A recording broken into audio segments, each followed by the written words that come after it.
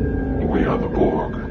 Lower your shields and surrender your ships. We will add your biological and technological distinctiveness to our own. Your culture will adapt to service us. Resistance is futile.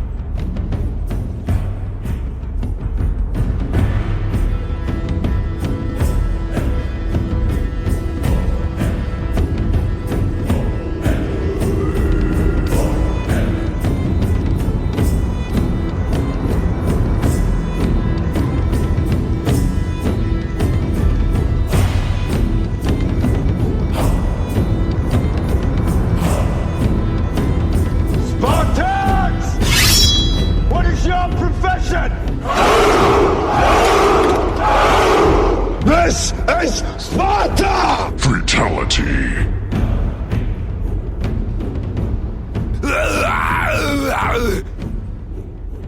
Welcome to episode number 421, and I am thoroughly expecting to have a technical issue today. It's just been weird. It's been crazy.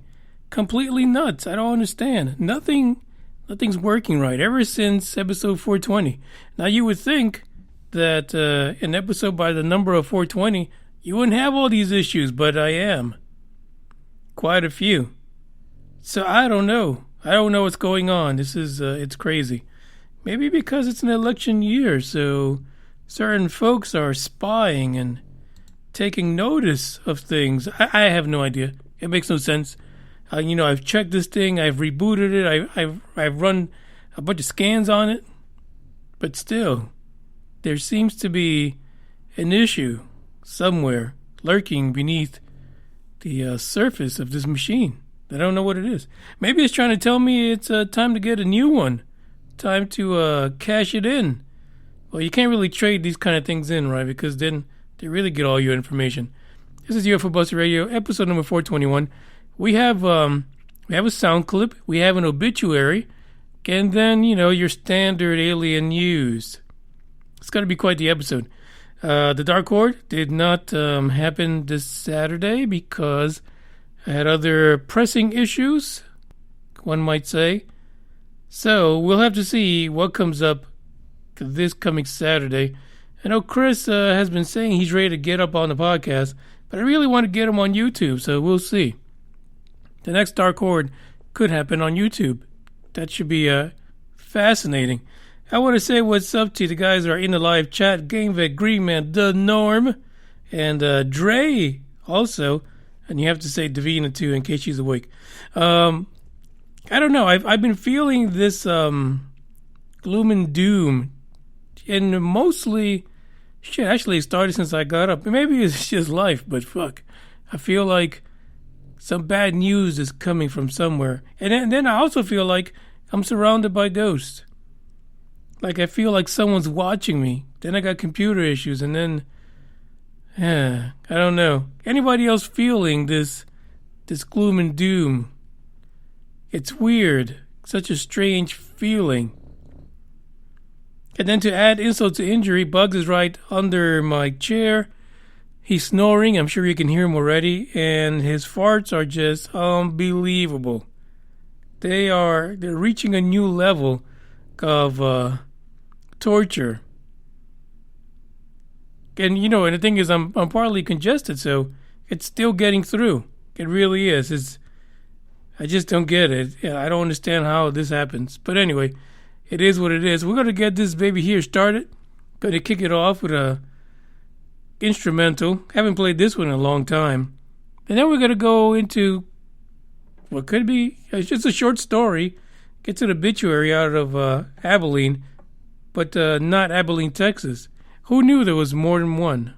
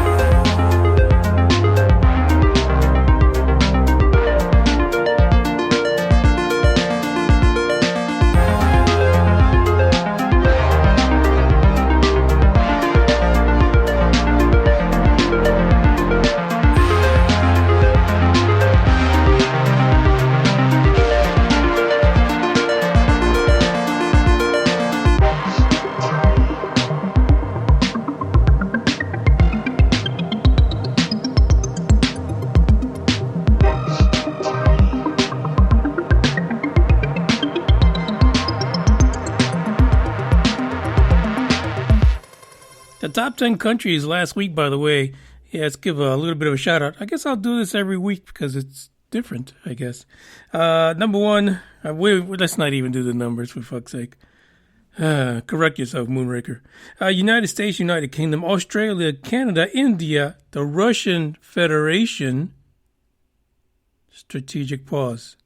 Ireland, New Zealand, Kenya, France. Thank you guys for listening, wherever you are. No matter whether you're a communist, whether you're a socialist, or whether you just like listening to some crazy-ass stories about UFOs, welcome aboard, and don't forget to spread the word. Let everybody know what's going on.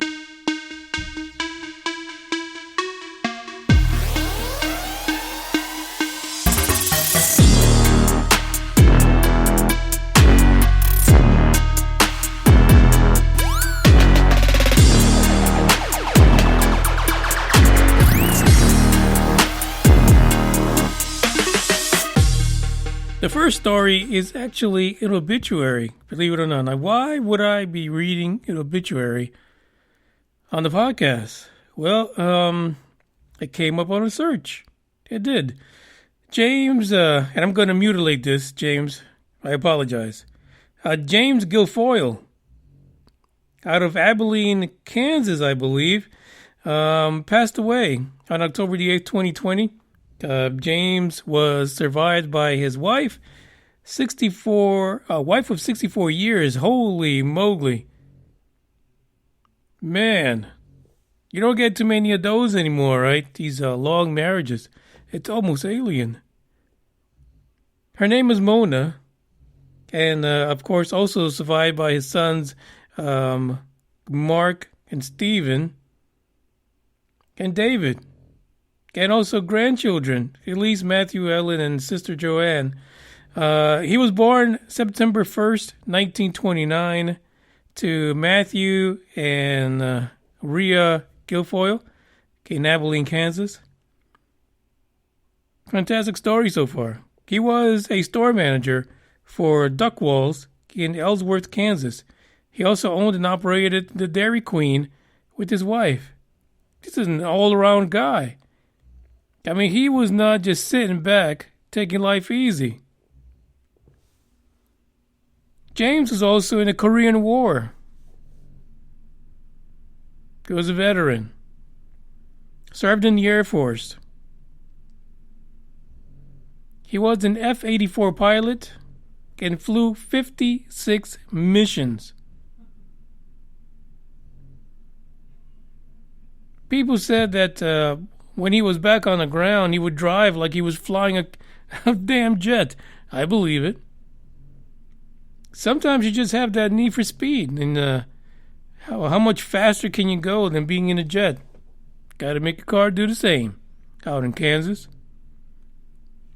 But what caught my eye in the obituary is not the fact that he was with the Air Force, not the fact that he was married for 64 years, though. That's an accomplishment in and of his own. But the fact that one of his Air Force highlights was him chasing a UFO over Arizona in his jet that he could not catch up to. I could just imagine for this to be in his obituary, it must have been a story that he shared quite a bit with folks. Can you imagine that? Being there over that state, chasing UFOs at a time where today we know that there's just a lot of UFO shit happening in Arizona, right? Abductions included.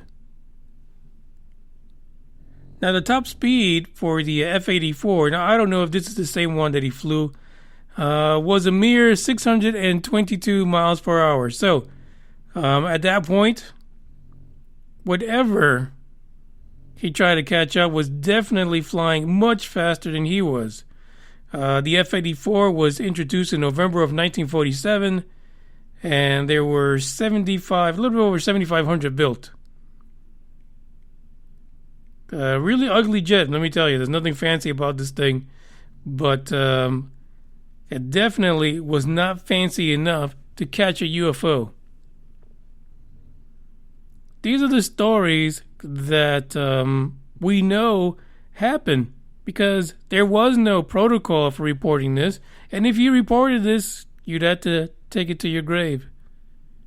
Not if you would tell people something if you want to ruin your career, end it, be ridiculed. So there's no telling what he saw on that day.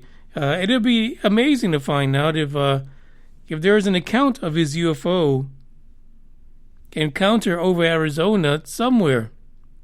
Maybe somebody recorded it. Maybe he shared it with a family member, and it must be right because it made it to his obituary. It's incredible. It is like I was reading it, and I was like, why did this thing come up on my scanner here? Why did it come up in my search? It's the UFO. Fantastic. But you could just imagine over the years since the 40s, even before that, how many people in the military, how many service members had the same experience, and they're taking it to the grave with them. And some of them probably didn't even tell anybody. Not a single person. Maybe that's why the family put it into the obituary. Maybe that's their way of letting somebody know that he had this experience. And listen, if they put it in the obituary, he must have told them about it. They must have known. And he probably had a pretty amazing account. But is this a trend? Are we finally getting to the point where people are just going to just let it go? They're just going to go ahead and say what they've been through, give us these accounts that we've never heard about, and just share with the rest of the world. Because the UFO topic is becoming commonplace. You can't even be a politician these days and get on a news channel or a news show. I mean, you can get on a news show like we're going to hear in this episode with Trump talking about other stuff, and all of a sudden you get the question, what are you going to do? Are you going to look into aliens? Are you going to look into UFOs?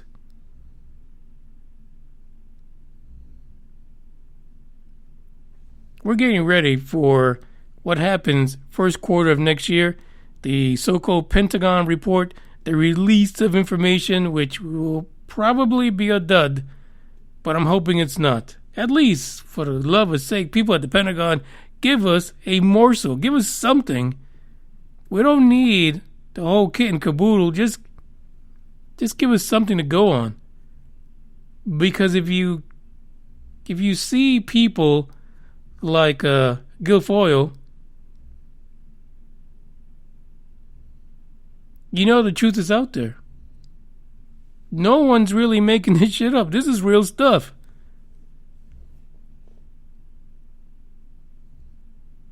Eventually, they're going to have to let us know. But more people like Guilfoyle need to come forward. Unfortunately, we learned about it on this podcast right now, connected to his passing. But folks who are still alive, who've had these experiences, need to get the information out now, before something happens to them. Just an idea. I don't know. What do you guys think? About to leave, already packing. Come with me, I'm not really asking. We'll get away to a place where we don't know.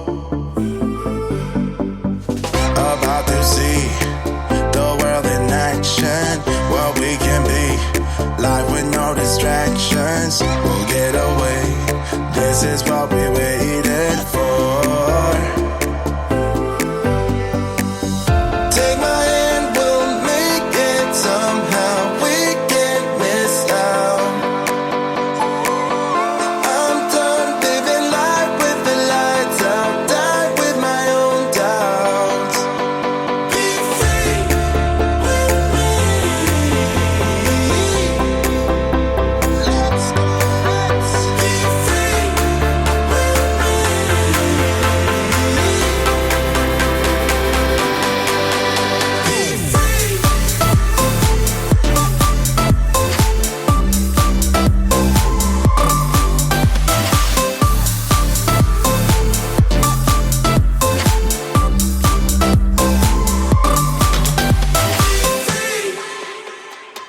Now looking back, eyes on the freeway, Bonnie and Clyde, a classic cliche. We're on the run, this is what we waited for. Take my hand, we'll make it somehow. We can't miss out. I'm done living life with the lights out, die with my own doubts. Be free.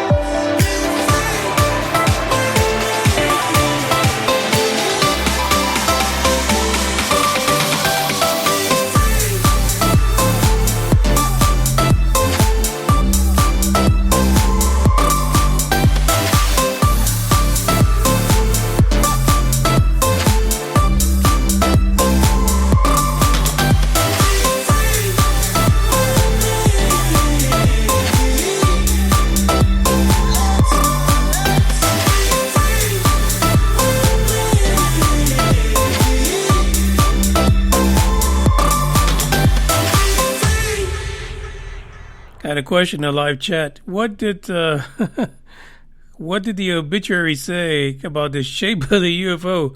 It's not in there. Nope. It's an obituary. We really didn't get the full story other than the fact that the guy passed away. That's actually what we have in there.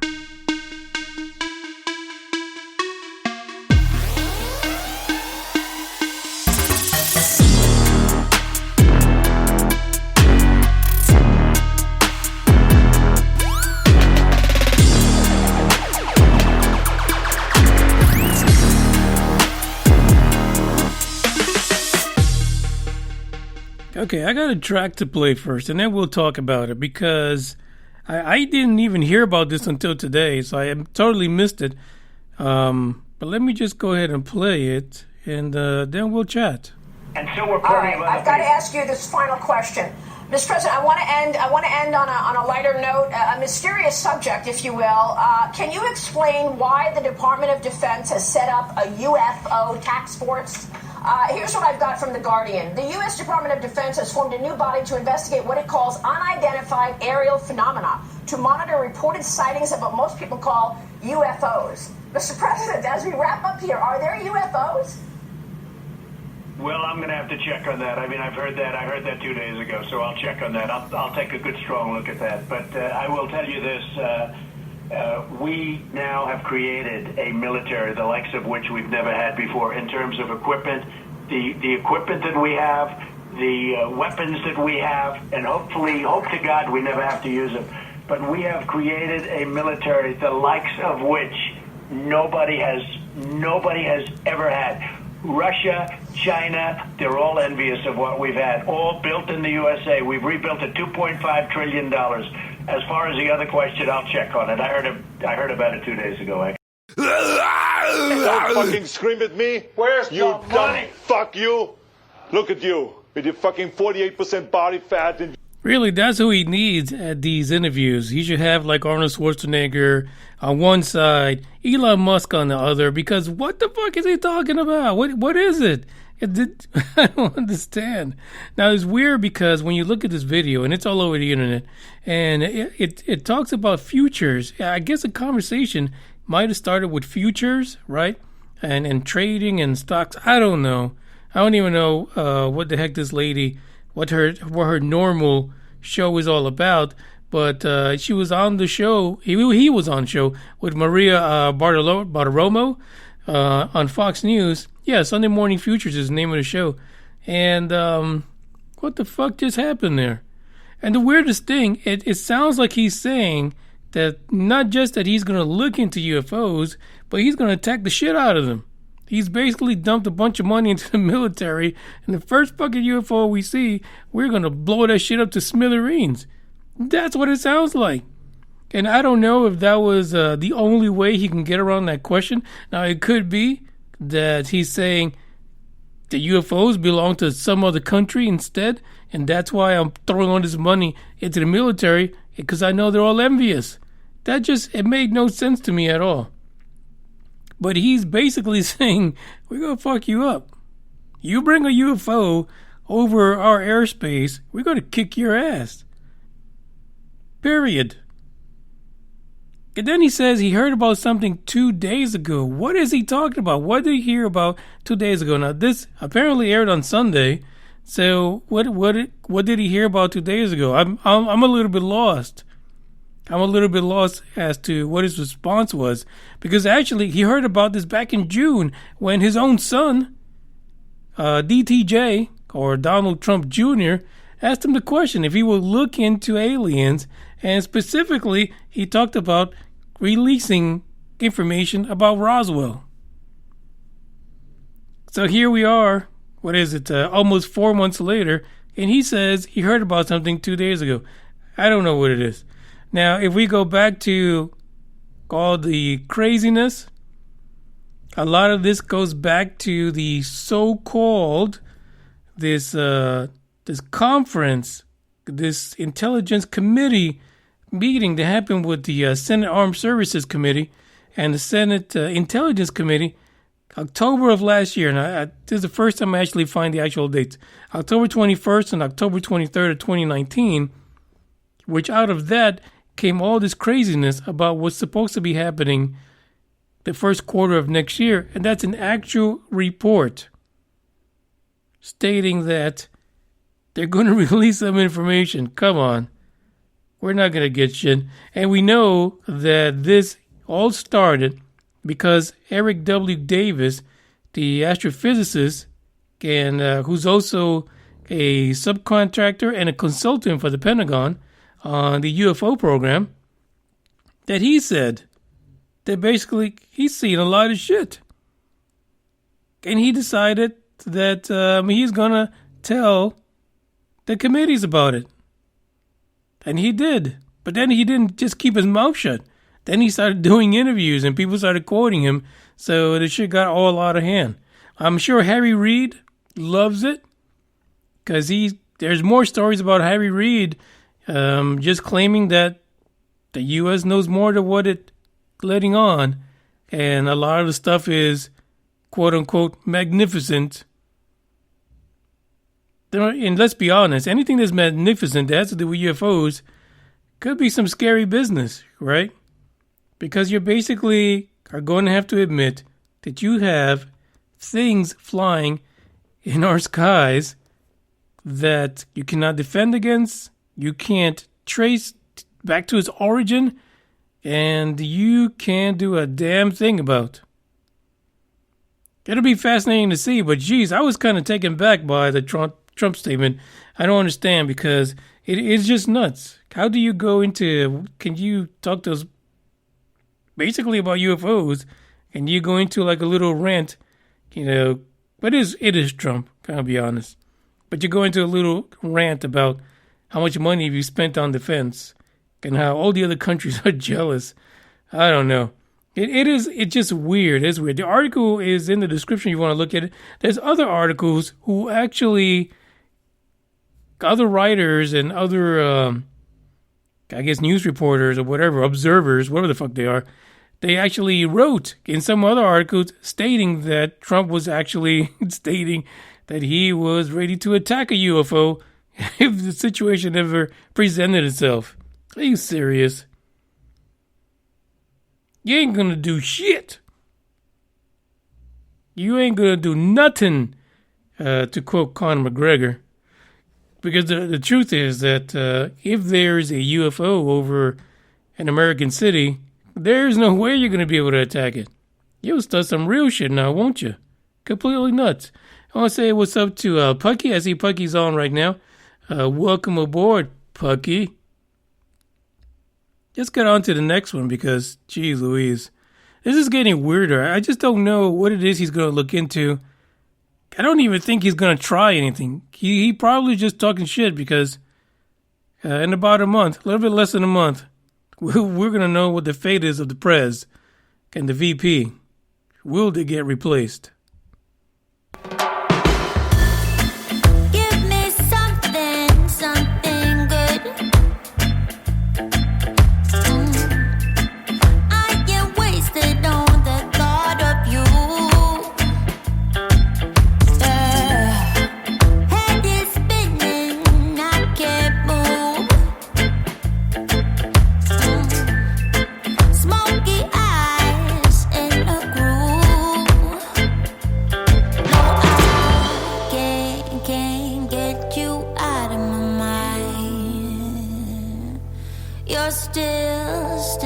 Still with me all the time. Oh.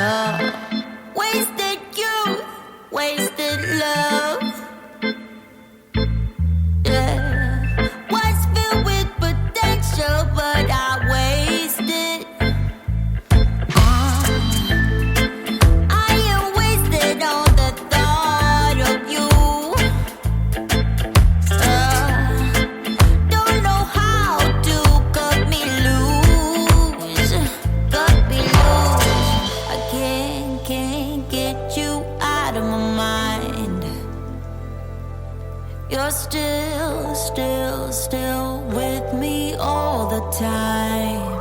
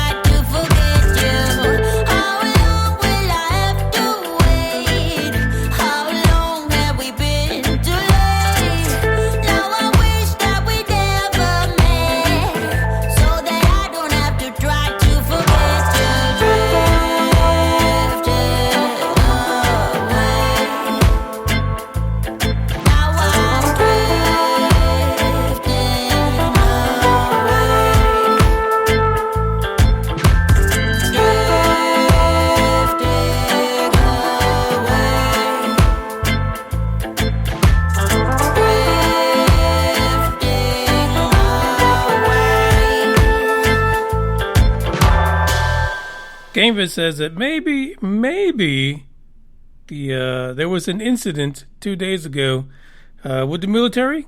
Maybe Trump got a new report, something went down, or there was a follow-up to a question. Who knows? So it's going to be a little bit of research. Going to have to dig in and see what the hell is going on. I know the New York Times has been publishing. It's like a regular story for them now. That's what they like. They like the UFO story, and that's what they work on. And there was something on the New York Times regarding the whole Pentagon reporting situation and a release of information, but for the love of Pete, I couldn't find anything. What the hell are they talking about?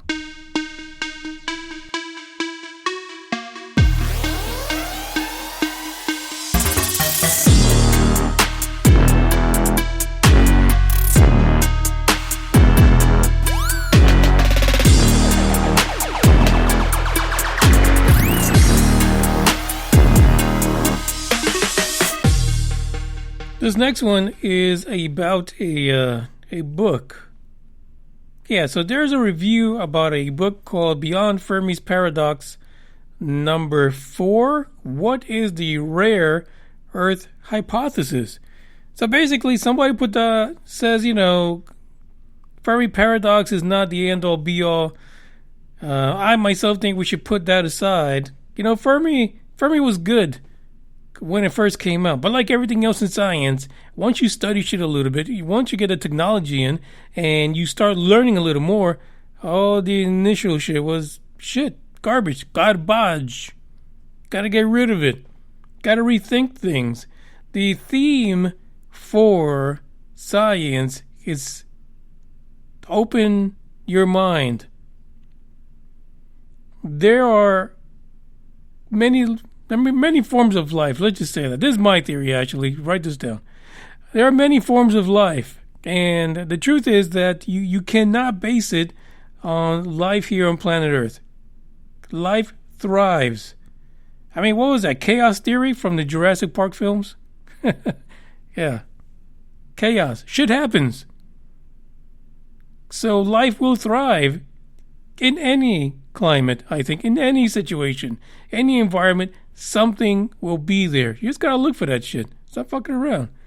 Well, this says maybe what the problem is that the reason we don't see aliens is because they're not very common.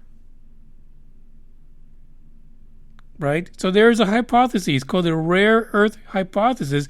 And what it says is that the emergence of life and the evolution and the complexity require a combination of astrophysical and geological conditions that are simply not common in our universe.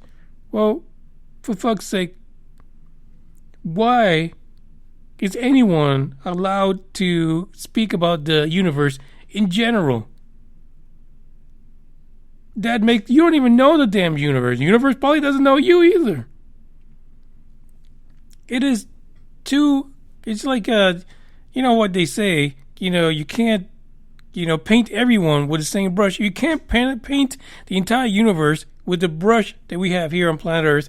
It's just not feasible. It's stupid. It's closed-minded.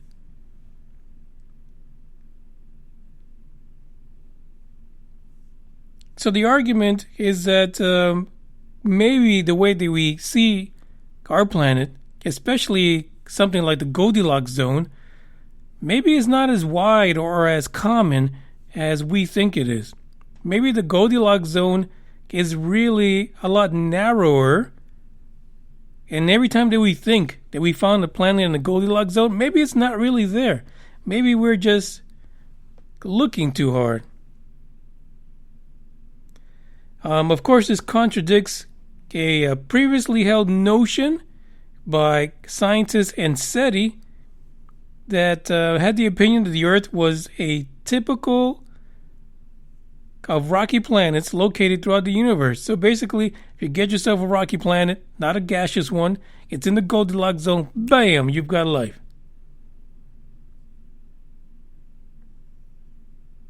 But they're changing that. They're saying that we are re-looking at the habitable zone as not being what we thought it was. That we need to retract that. Well, how the fuck do you know? You haven't been anywhere else in the zone. Have you?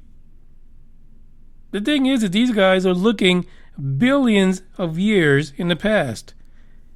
How the fuck do they know that life didn't flourish, before that point in time or after? Because we're way too late to the fucking game. Stuff could have happened. How many civilizations have we not had on our own planet that have flourished and died off? Then the cycle begins again. Flourish and die off. We're going to die off eventually. One way or another, right? Because that's the cycle of life here.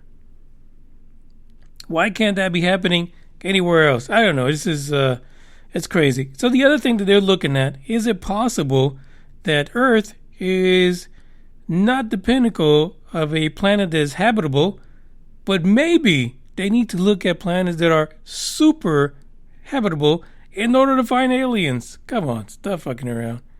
Yeah, the only aliens that we're interested in right now are the ones that can find us. So just throw the sign up. Vacancies, free probings, free mutilations. They'll come. If you build it, they will come, right? So the article goes on to talk about these topics and whether or not science really needs to refocus its efforts. No, I think science just needs to be fucking open-minded and stop screwing around. We know this. Things are constantly changing. They've been changing the last few decades in significant ways. So it's just nuts. But then there is something here at the very end of this article, and I'll read it from the article because that's the way they presented it. It says, of course, no one can rule out the possibility that entities that we would not recognize as life, but really are life, exist in abundance in the universe. Amen to that, sister. Which is the truth. We have a very limited scope of what we believe life means, or how life exists, or what life is made of. Very narrow, limited view.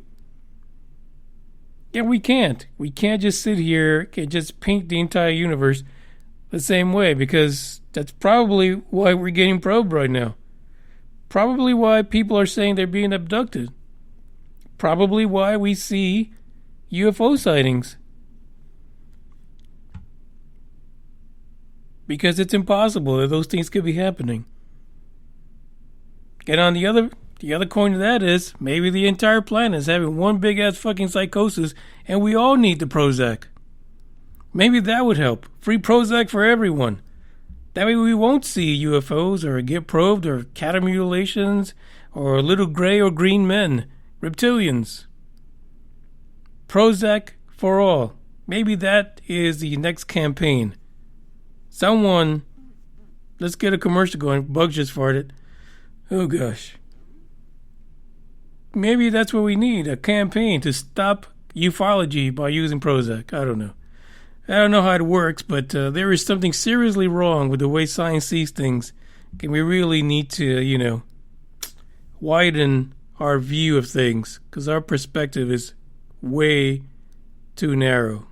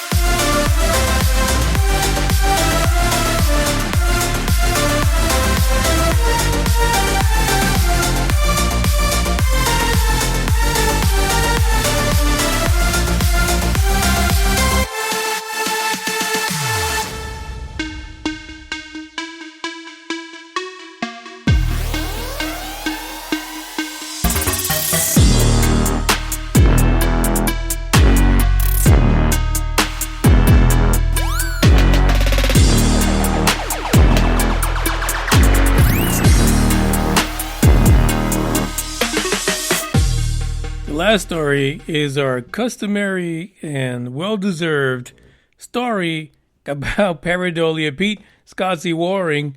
I don't know. How does he keep this going? I need to have him on my team. Like, I need to have Pareidolia Pete here helping out with the podcast, because for fuck's sake, this guy is unstoppable. He's like a machine. He's a robot. He's a Pareidolia bot. The story is alien face carved into Pluto discovered in NASA images. And this is claimed by a well-respected UFO conspiracy theorist. That shit is just, it doesn't go together. It really doesn't. But yeah, he's an alien hunter, and he claims that he spotted on the dwarf planet basically like a Mount Rushmore of an alien face. Now, I couldn't get the actual picture of the alien face. You'll have to go into the article so you can look at it. First of all, it's one ugly-ass looking fucking alien. I'm going to tell you that much. Nothing handsome there. There's nothing appealing to it. But plenty of pareidolia. Now, the funny thing is that he takes a picture of this mountainside or whatever on Pluto, and he actually paints it in green. That way you can see it. I don't know what's wrong with him. I don't know. The article goes on to give some facts. Hashtag facts about Pluto.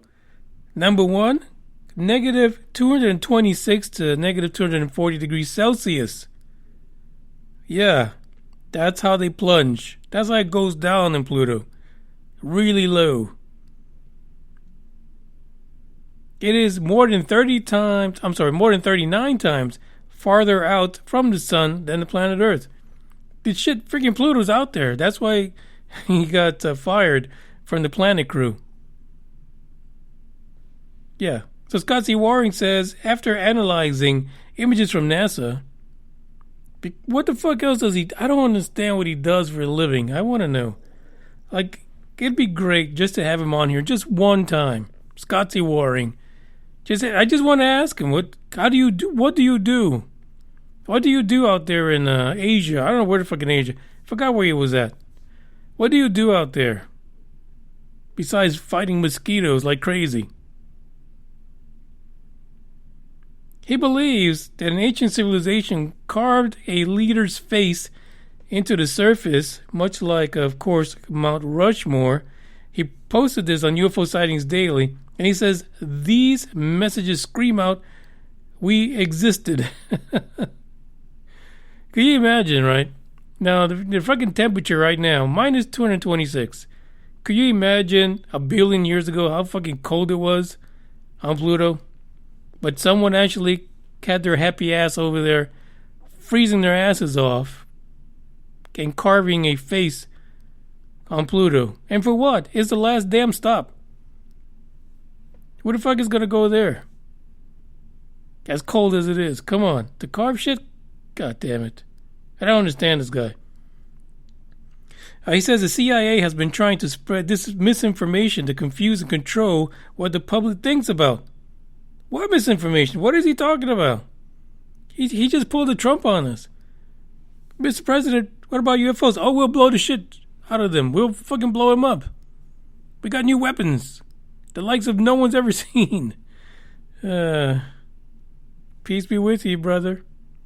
Yeah, could you imagine if this that little news clip goes out into space, and there he is. He just started the first intergalactic war just because he didn't know how to answer the damn question. But he's looking into it, so we should be happy about that. They have been successful at spreading it, but I cannot be controlled by them. He keeps on talking about the CIA. I know he's got a tinfoil hat, probably about 50 layers thick. He's fighting control from the CIA. I just don't know. He says, so today I will show you the face I discovered on the planet Pluto, the actual face of aliens that once claimed the planet as their own and may still be living under the surface in underground cities. That's what we're working with. That really is.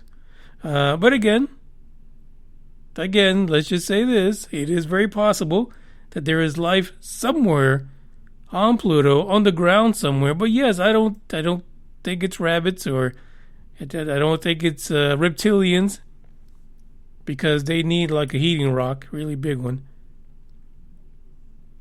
So yeah, I don't. There could be microbial life. There could be a couple of worms somewhere. I don't know on Pluto, but I don't think there's a whole damn civilization. I don't think anybody carved any damn thing on the side of a mountain on Pluto. For fuck's sake, who cares? All the activity was happening down this way, a little closer to the sun, Pareidolia Pete.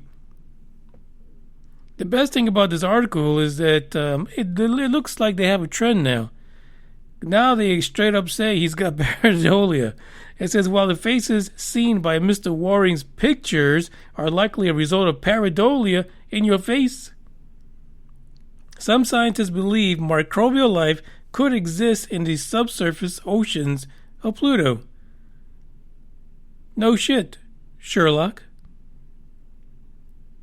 And they really do hammer into him the rest of the article if you look at the link that's in the description, because then they go into about what science thinks about Pluto, what they found so far, and basically they just call him out.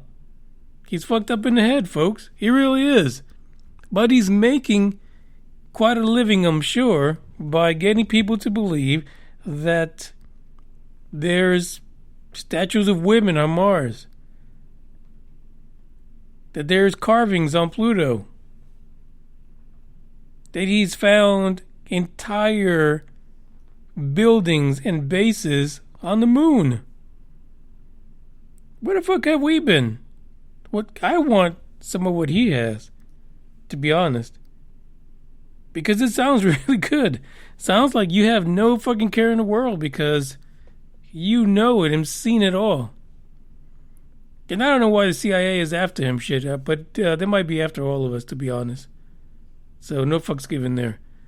That is the episode for today. Like I said, tomorrow we're going to be going to space. Hopefully on Saturday we can get this Dark Horde back on track. Dark Horde is strangely and oddly popular on Twitter, as a matter of fact. Many writers with huge followings enjoy the Dark Horde. It is the weirdest thing. But the paranormal is the thing this year. Actually, this month. It's going to be a little bit different. We got some other scary shit going on, like COVID-19. So we'll see what happens for Halloween. Maybe it'll be successful. Maybe we've learned to deal and cope with it. But I still think 2020 is not going to go out quiet. Something else around the corner. Something huge. You guys just be ready for it, I'm telling you. I'm not screwing around. It's coming. Ciao.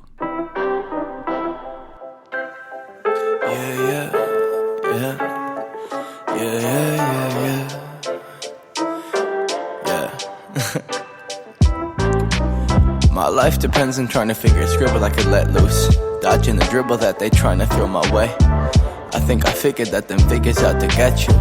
Let them pull the strings that trigger what you say. Think it's difficult to get out on my brain. I wish life wasn't any other way, but it's all side roads to nowhere, and I can't find a map that seemed to mark my place. My heart frigid when it sit inside that cold air that exists between our lack of shit to say. But I always wanna spend my time with you, even when I'm whacking, got no change. You still sticking here with me. Yeah, you still sticking here with me. And I just wanted to say thank you. Thank you. I'm a scrub, but you still love me. You love me. I'm a scrub, but you still love me. You love me. Even though I don't make no money, you've been there when the times get ugly. I'm a scrub, but you still love me. You love me. I'm a scrub, but you still love me. You love me. Even though I don't make no money, you've been there when the times get ugly. I'm broke. Oh wait, shit. It's the second verse, right? I think it goes like, I've been stuck inside this pocket of debt, empty walls and stress. Gotta stop smoking this cess. I turn redundant. I'm a con of ignoring myself. Can't stomach her dwelling. She steady telling me I'm the center of all my problems, but I can't complain. I ain't a man of my own. I'm 26 now home. I ain't grown. I've been wasting my way to progress, but at least I got your love on my back. You steady making me laugh. For that, I gotta thank the Lord above us, cause you make me smile when my world look gray. You make me laugh when my center is blue. My world's low pockets in these words I make. Yeah, I'm a scrub, but at least I got you. Yeah, at least I got you. And I just wanted to say thank you. Thank you. I'm a scrub, but you still love me. You love me. I'm a scrub, but you still love me. You love me. Even though I don't make no money, you've been there when the times get ugly. I'm a scrub, but you still love me. You love me. I'm a scrub, but you still love me. You love me. Even though I don't make no money, you've been there when the times get ugly. And I just wanted to say thank you. Thank you.